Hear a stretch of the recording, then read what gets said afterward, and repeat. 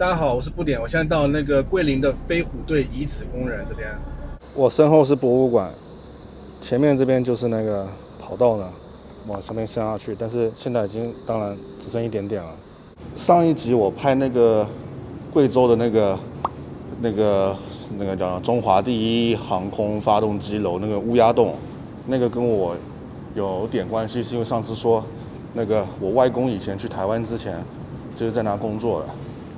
然后今天这个飞虎队跟我也有一点点关系啊，就是说，因为我爷爷以前他有在飞虎队待过，他是做那个翻译官。这个不是相机啊，这么写的速度显示器。这边桂林曾经失守，之后撤到了昆明，然后日军还尝试着修复机场。看以前那个机场是靠人拉那个石头轮子修出来的，还可以炸了一个大洞，多大？这边看这当年撤离的照片，这写的美军占领的基地是那个西安、凉山、成都、昆明，然后红色是日军入侵的那个路线。这边是缅甸的那个战役，这个我爷爷也有去。1943年夏，他加入了中国远征军。他在军中从排长、连长干起。尹宣权在作战部队中担任副营长。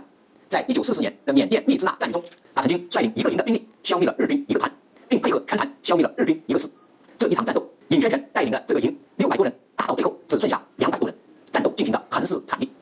就是在这一次的战斗中，日军的一排子弹射向尹宣权，但是凑巧在子弹飞来的方向，正好尹宣权的战马挡在了他的身旁，在呼啸的子弹声中，战马倒下了。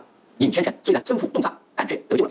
1944年10月，反攻缅北的战斗打响，中国远征军由密支那和孟拱分2路向南进攻，击垮了中缅边界的日军，赢得了战役的全面胜利。之前那个在美国西雅图那个航空博物馆我也有去，里面也有停了一架 P-40，也是那个飞虎队的那些资料跟飞机还停在那里了。1942年6月11日，飞虎队刚到桂林，然后被日军知道，日军就派了21架来偷袭桂林。在空战中，日军有11架被击落，其中2架重伤，飞虎队损失2架。然后隔天，日军不甘失败，便空投传单说要在6月28下午3时一决胜负，再打一场。然后日军派出动了60架战机与飞虎队的28架空中空战，结果日军损失14架，飞虎队损失4架。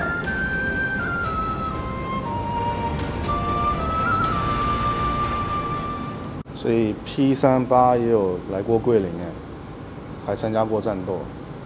这说着，这边1943年飞虎队在桂林有200多架战斗机。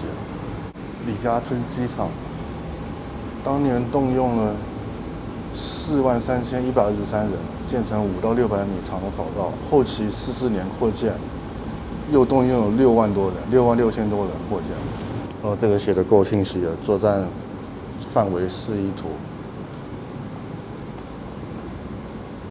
这边写说仁华的作战，美国飞虎队牺牲2264人，损失战机1000余架，光驼峰航线坠机也就825架。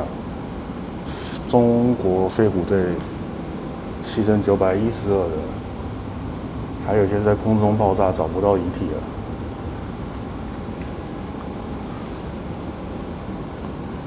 何姓，广西桂林人，国民党军。跟日军交战的时候，返航因机损、弹尽人亡，撞击敌机同归于尽。我还确定一下，英文写的也是一样的。Therefore, he crashed on enemy's fighter to perish together。在这边写的。胸中3个子弹，这3弹6洞，穿胸而过，所以这个飞行服呢是有6个洞的。当时呢，父亲还没有牺牲，因为没打到心脏，他坚持不跳伞。开了飞机，最后一梭子弹打掉一架日本飞机，然后再用他的飞机撞下一个日本飞机，这样壮烈牺牲的。这位莫修，这个挺不好的哦。你看，他已经跳机了，居然还被射杀。这边介绍了日本的战机，然后这也是中国最早的空军啊，10架全部被击落了。我想看那个日本零式战机的那个，可以去看那个宫崎骏的那个卡通，叫做《起风了》，那个也讲了零式战机怎么出来的。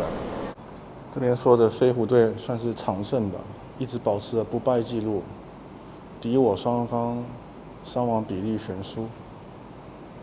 然后这边说没有上下级之分的军队，这边都是华人，中国人自己飞行员。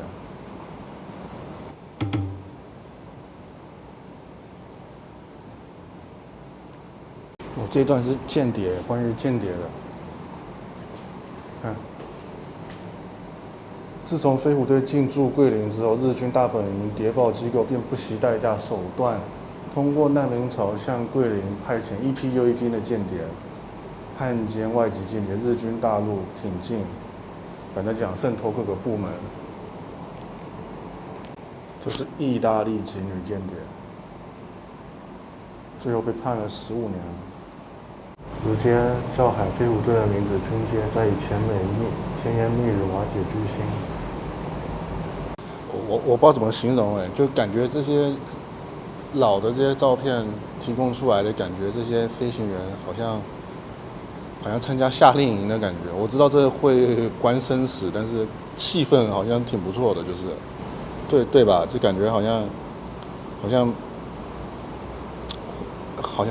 我不知道怎么说，也不知道怎么形容。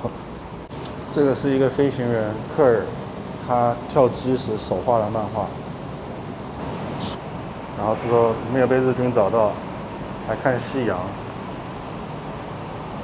这边写的近代飞虎队重新返回桂林的访问记录，总共从1988年到2005年有1158人过来。去轰炸完台湾港口的日军舰队后，返航中神秘失踪，到1996年才被人家发现。1997年11月，把遗骸交回给美国了，查了52年才被发现。这旁边有个山洞指挥所遗址，但是现在在修复啊，进不去。你看这边好像有。这边爬进去，好像是那里吧。那里还有个飞机馆，去看看。还挺完整的。这一台是人家捐赠的，17.5万美金加上5万美金从澳洲买的，然后从驼峰路线飞来的。2016年12月14。才从澳洲一路飞来桂林这边，然后就摆放的。从澳洲飞来的路上，中间还坏了一个引擎，还等待了新的引擎安装上才飞过来的。到了昆明机场之后，又换了一次发动机，费用超过100万人民币。不知道你们能看出来，这个的钢头换过新的，这个就没换过。